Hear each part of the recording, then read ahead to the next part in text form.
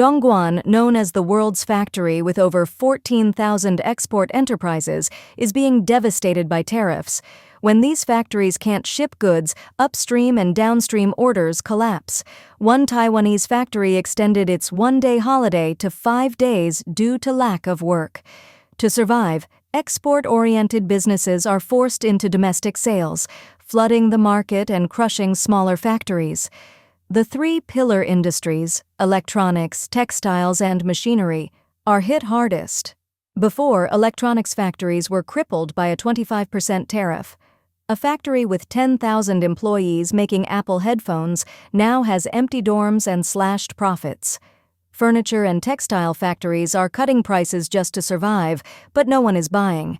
Machinery firms face a 30% surge in procurement costs due to reliance on U.S. technology. Factories are either raising prices or bleeding losses. Tariffs have wiped out profits and cut Dongguan's orders by nearly 70%. Factory owners are overwhelmed by debt and sleepless with worry. 80% now have destroyed credit. One mold factory went bankrupt, and the boss disappeared without paying wages. Employees are left abandoned. As one worker said, "If your company hasn't paid in 2 months, run. Don't go down with the boss." Nearly half of the factories in Dongguan have closed following the U.S. tariff decision. Is there no work to do, or are they just staying in their hometowns? Look at Dongguan, the former industrial capital.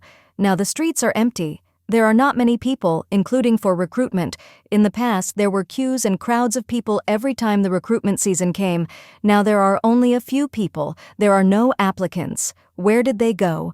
As of April 11, 2025, Trump's second term has imposed tariffs on Chinese goods totaling 125%. The impact of high tariffs on China is immediate. A large number of videos circulating online show that Chinese private enterprises and bosses are wailing. The trade war has really begun, and it has hit our manufacturing bosses in the chest. We have also witnessed the history of this tariff. From the beginning, it rose by 34%, then to 104%, and now it has directly risen to 145%. What does this mean to us? First, the volatility of raw materials is very large. Second, foreign trade orders are directly cut in half, especially for those bosses who do American lines. Where should they go? Third, the stock market exploded in succession, and all sectors were in the red. Investors were really miserable. But the real horror was that these small and medium-sized enterprises with tight capital flow might not last more than 3 months and would really go bankrupt. The United States increased taxes, Europe increased taxes, Japan and South Korea increased taxes, and even Vietnam increased taxes. Brothers, the U.S. beef was just taxed by us and then it was hit back. Can we withstand this global siege? Friends who do foreign trade know how difficult it is to handle foreign trade this year. The United States has imposed this 34% tax, and many companies can't bear it. With a tariff of 145%, how can the bosses of Yiwu who do foreign trade survive? The business in the market has been very bleak in the past 2 or 3 years. This year's exports to the United States are estimated to be 50% less. In the end, we can only look at the European market and the Southeast Asian market of the Belt and Road Initiative. On April 9th, an employee in Jiangsu province shared a video online showing an empty workshop, saying that the factory had stopped working and was on holiday. She had to wait for notice on when to resume work, and she was forced to find temporary work. Hello friends, after the tariff policy came out, some companies have directly taken a 2-month holiday and have no orders. Those who understand know that this time the situation is very, very bad, and the situation is very, very serious. Now the workshop is full of foreign goods, and it is not known whether they can be shipped out or whether the other party wants them. Now the situation is like this. The factory has stopped working and producing. Hundreds of people have been disbanded on the spot, and all U.S. orders have stopped today. As soon as the tariff war started, the company's U.S. orders were all canceled overnight. The company went on holiday. Look, there is no one. I am a real furniture foreign trade factory for the U.S. market. Many people say to hold on, but a foreign trade factory that makes furniture has received orders from customers to suspend orders and will not ship. The factory has no orders. What should the employees do? How to hold on to the expenses? Then what will happen if it continues? Then the goods that are shipped are about to reach the U.S. port at sea. What can I do? Let me show you. This product is for export. Due to yesterday's tariffs, all orders have been stalled. All shipments have been suspended. So many goods are stuck here. In this tariff trade war, small and medium-sized enterprises like us are the first to bear the brunt. The U.S. has increased its tariffs on China to 125%. My God, it seems that the wages of our factory workers have to be reduced again. The current economic environment is so bad. Many people say, will it affect my 3,000 CNY salary? It will definitely affect it. You know, because I can't get money, right? You must reduce wages. What should I do? I can't afford to lose money. You can continue to call me a black-hearted capitalist. 70% of bosses in Ningbo are operating in debt.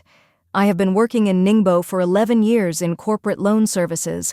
I have never seen a boss who is worse off than his employees.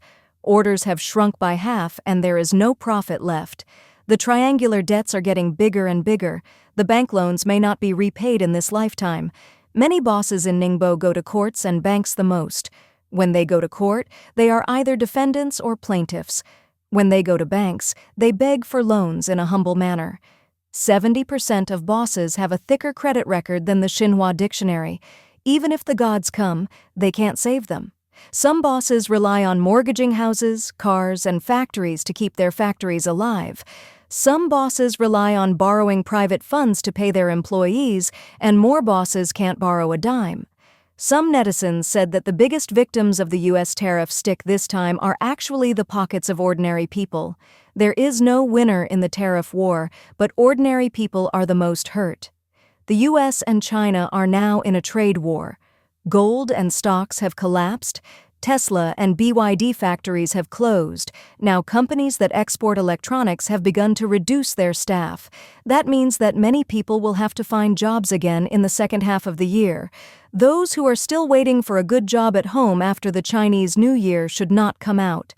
Plant some soybeans and raise a few cows at home in the second half of the year because China has stopped importing these. The U.S. tariff stick is back, but this time it hits our wallets harder than Huawei or BYD.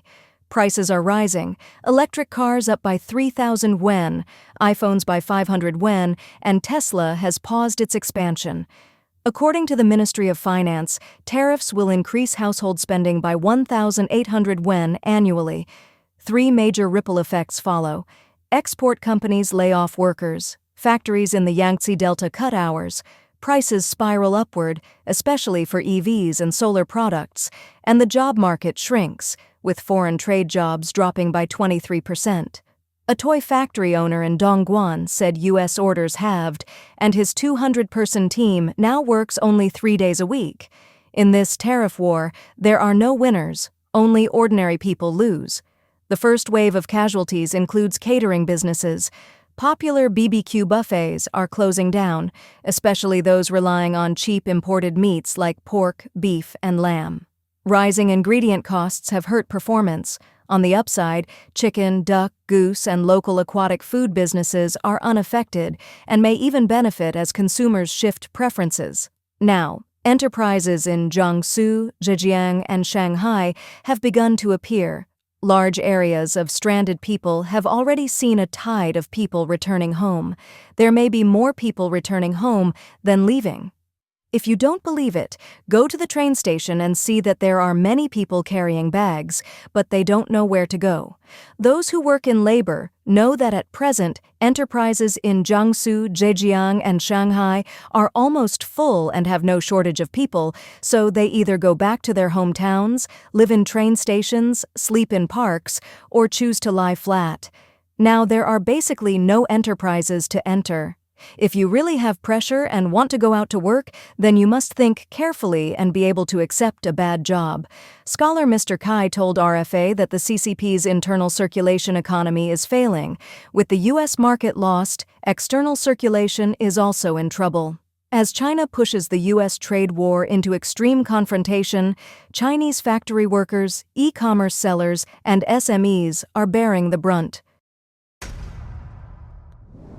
Have you seen the army of people withdrawing money? The room is about to burst. Bank staff urgently need guardrails. It seems the glass is in danger of bursting at any moment. People's actions are the most direct. They are afraid that if they leave their money in the bank for even one more second, they will not be able to withdraw it. Chinese people are starting to worry about the safety of their deposits. Some netizens have asked, "Is it really my money?" Some have even advised withdrawing the money and keeping it at home, not worrying about bank interest. In April this year, banks including the Agricultural Bank of China, Shanghai Pudong Development Bank, and China Everbright Bank issued announcements to lower the transaction limits of some or all customers' online services, including personal online banking, mobile banking transfers, online payments, and non-counter services, such as online transfers and online payments. In addition to restricting online transfers and payments, offline withdrawals for many bank depositors have also been restricted. Recently, videos of depositors queuing at banks have surfaced in Shenzhen, Shanghai, and Dandong, Liaoning. Netizens have complained about the difficulty of withdrawing money, questioned whether banks are short of funds, and expressed concern about whether they will be able to access their deposits in the future.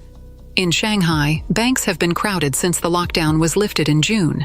However, they have limited the number of users per day due to epidemic prevention measures. Elderly pensioners in Shanghai flocked to banks at 2 a.m. to line up, but often could not withdraw their money. Some arrived at 5 a.m. but could not even get their license plates. Depositors in Shenzhen told foreign media that the issue was not random, but had been forewarned. They said in June that the inability to withdraw money from ATMs was nothing new. This had occurred several months ago, including at China Construction Bank and Agricultural Bank of China. Consumers in mainland China now mainly pay online using Alipay and similar platforms. They transferred money from their banks to Alipay, and so far, there have been no issues. However, there have been some cases of unsuccessful transfers to Alipay or Yuebao payments. The official media of the Chinese Communist Party has indirectly confirmed that a wave of bank runs has occurred in China. The Shanghai headquarters of the People's Bank of China reported on June 20th that the amount of cash transfers in early June alone was nearly 4 times that of the same period last year. While such incidents continue to occur across China, the Chinese people's trust in banks has been severely damaged. It is this trust that is crucial and most important in the financial sector, determining whether the banking industry can escape the run. It is almost certain that the CCP will have difficulty escaping the fate of a bank run. But how much worse will China's situation become, and will it collapse the CCP's banking and financial systems? Dongguan depositors are angered by limits and difficulties in withdrawing money. Whose money does it belong to? In recent years, China's economy has been sluggish, housing prices have plummeted, and mortgage defaults and foreclosures have surged, directly threatening the mainland's financial system. Mainland bank branches frequently face difficulties in allowing withdrawals, causing dissatisfaction among depositors. Recently, a netizen in Dongguan, Guangdong, reported on social media that a man encountered a transfer limit and had an argument with a Bank of China staff member. During the dispute, the man emotionally questioned the staff member, "Whose money is in this card?" The staff member replied, "The money is your money, but it depends on the source." The man explained that the money in the account was remitted by his son from Shanghai. "I can't transfer my money. I can transfer 4,000 yuan a day. It takes me several days to transfer more than 10,000. The bank claimed it had set a limit on the customer's transfer because it was worried about the customer being defrauded. The original transfer limit for the customer was 4,999 yuan, RMB, the same below, per day. In the comments section, netizens expressed their disagreement. Some comments said banks should not ask customers to prove the source of the money, but rather prove whether the money is legal. Many people shared similar experiences, claiming they had also faced difficulties withdrawing money. Banks appear unfriendly to customers, as if the money is not their own. Mr. Xu, a resident of Jiangsu, said in an interview with Radio Free Asia that his child needs to pay tuition fees, but he cannot transfer more than 7,000 yuan. He can only transfer up to 5,000 yuan per day, requiring 2 days, not 2 transactions, to transfer the required amount. The Central Bank of China issued an announcement earlier stating that appointments are necessary for withdrawing more than 50,000 yuan from a bank. According to media reports, in June this year, a bank in Xi'an province required customers to undergo a review by the local police station when withdrawing deposits exceeding 20,000 yuan. Additionally, a man in Qingdao was unable to withdraw money because the bank teller asked him to provide proof of the source of funds. A woman in Shenyang wanted to withdraw 5,000 yuan, but was asked to bring her husband, which became a hot topic. In Qingtai, a woman using her husband's bank card to withdraw 25,000 yuan for medical expenses faced significant delays because her husband was hospitalized. Some netizens questioned whether this violates the principle of voluntary deposits and free withdrawals, outlined in the authorities' commercial bank law, given the simplicity of deposit procedures compared to the extensive approvals required for withdrawals. Bank card transfers were suddenly limited, blocking users. Since the second half of this year, many banks in mainland China have issued announcements further reducing bank card transfer limits. The reason given by the banks is to prevent telecommunications fraud. The situations of customers whose non-counter transaction limits have been reduced vary, with daily limits ranging from 500 yuan to 1,000 yuan and 2,000 yuan. According to a report by the Beijing News on November 12th, a woman told Shell Finance that she did not expect her salary card to be suddenly restricted. In July this year, she originally planned to withdraw tens of thousands of yuan from the Bank of China. But neither the transfer nor the ATM withdrawal was successful because it exceeded the daily transfer limit. What she didn't expect was that another Jiangxi Bank Class 1 bank card under her name, mainly used to repay her mortgage, was also restricted in July and August. This year, when she tried to withdraw the expired 200,000 yuan fixed deposit in her account, she was told that the transfer failed because the non-counter daily limit was 2,000 yuan. According to Xi'an News, Mr. Su's daily transfer limit on his salary card was reduced to 500 yuan without prior notice. However, he needed to pay his mortgage, and this measure caused him significant trouble. Many users believe that the bank is deliberately imposing difficulties and setting limits to prevent funds from flowing out.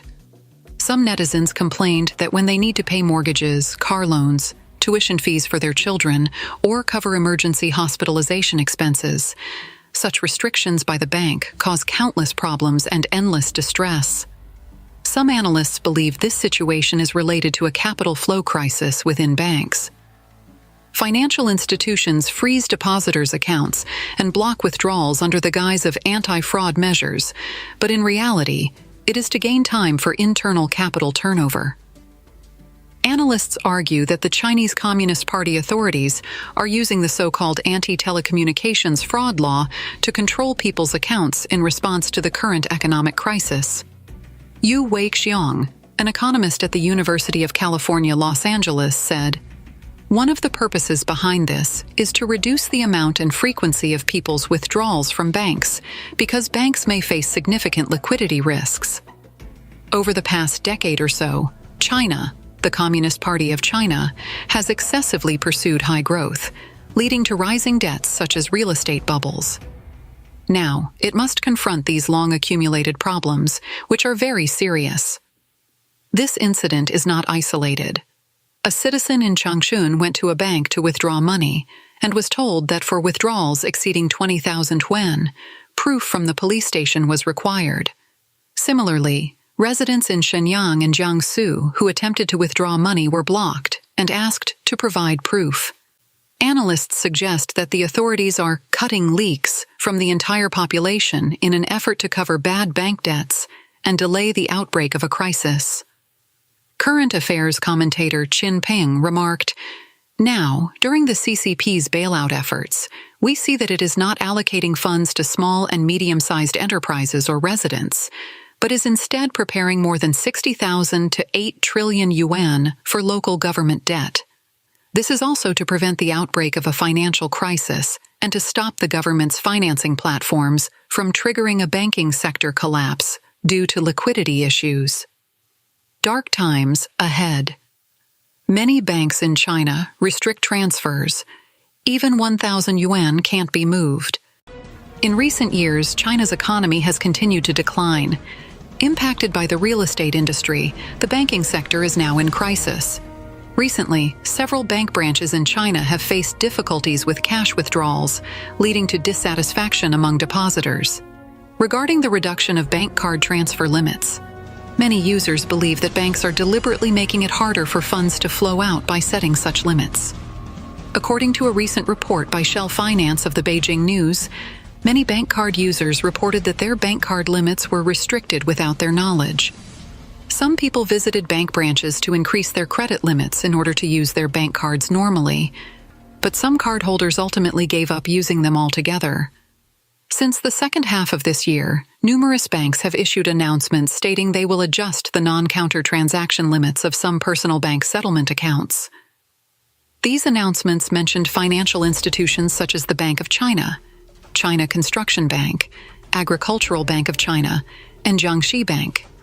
Regarding the reduction of bank card transfer limits, many users believe this is a deliberate move by banks to prevent funds from flowing out by setting strict limits.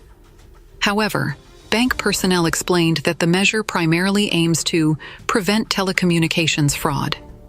Despite this, all affected bank card users reported that their non-counter transfer limits were lowered without notification, and the bank did not send SMS notifications became a common complaint. One affected user, Li Yun, said she did not expect her salary card to be suddenly restricted. In July this year, she originally planned to withdraw reimbursement funds from the Bank of China, tens of thousands of yuan, but both the transfer and ATM withdrawal failed because the daily transfer limit was exceeded. Unexpectedly, another Jiangxi Bank Class 1 card under her name, primarily used for mortgage payments, was also restricted in July and August. Li Yun had used these two bank cards for many years without previously encountering any transfer or ATM withdrawal limits. However, both banks had now set a daily mobile transfer limit of 2,000 yuan on her cards without notifying her. Li Yun said, "The Bank of China staff initially told me to go to the branch with my ID to handle it. But when I arrived at the branch near my home, they said I needed to visit the branch where I opened the account." She couldn't complete the process that day because the branch was closed, and it took her a month to successfully increase her credit limit. According to a report by Shanghai radio and television station Cancan News on the 14th, recently, some bank card users reported that their personal bank card transfer limits were reduced without their knowledge. Some users said they could not even transfer 1,000 yuan. These customers believe that banks are limiting non-counter transactions to prevent funds from leaving. In January this year, Jupai News reported that a woman in Pingdingshan City, Henan Province, said her sister had transferred money to her and asked her to withdraw 5,000 yuan for a New Year's red envelope, but she encountered issues while withdrawing the money at Zhongyuan Bank. Ms. Wang, the individual involved, said that the staff initially asked her to download an anti-fraud app, and she cooperatively answered all their questions. However, they began asking more personal questions, including where her sister worked and where she had worked previously, and even asked her to prove her sister was a biological relative. After calling the police, it took nearly 2 hours to complete the withdrawal. Similarly, according to Poster News, a woman in Jiangxi posted on social media that she went to a bank with 100,000 yuan in cash for a fixed deposit, but the bank staff unexpectedly asked about the origin of the money. The woman said she thought, "Why does it matter where my money comes from? Just follow my instructions." She felt it made her look like she had stolen the money. When she asked why they questioned her, they responded that it was bank policy. In response, some netizens commented, "The banking system really needs reform. The service attitude varies greatly. When depositing money, they treat you like a VIP, but when withdrawing, it's a different story."